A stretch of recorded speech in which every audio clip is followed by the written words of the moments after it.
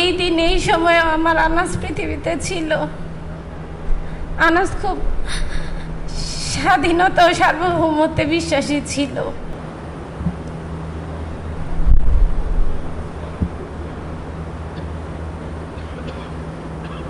আমি সঞ্জিদা খান দীপ্তি, শহীদ শাহরিয়ার খান আনাসের মা।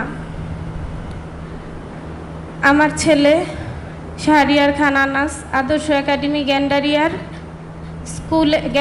স্কুলের বিজ্ঞান বিভাগের 10ম শ্রেণীর একজন ছাত্র ছিলেন। মৃত্যুকালে তার বয়স ছিল 16 বছর 9 মাস। সে ভবিষ্যতে ইঞ্জিনিয়ার হতে চেয়েছিল।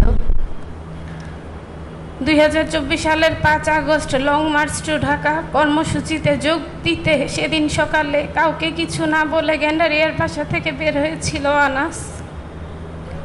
বের হওয়ার আগে সে একটি চিঠি লিখে গিয়েছিল। আনাস তার চিঠিতে লিখেছিল, মা, আমি মিছিলে যাচ্ছি।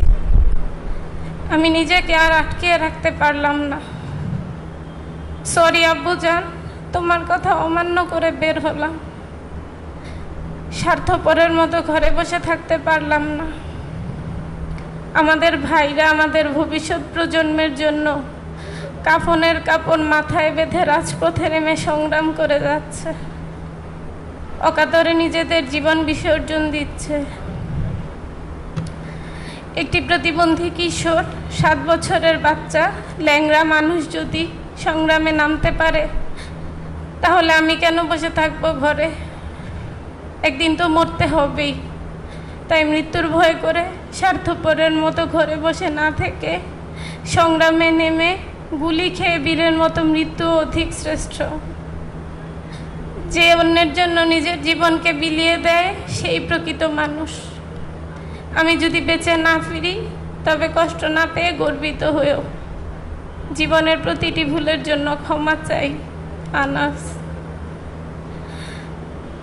2 বছর আগে এই দিন এই সময় আমার আনাস পৃথিবীতে ছিল।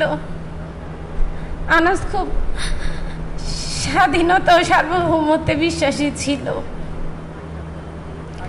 তার মতো 1400 শহীদ ও 30,000 আহত সন্তানদের আত্মত্যাগের বিনিময়ে আজকে আমরা এই ফ্যাসিস্ট মুক্ত দেশ পেয়েছি।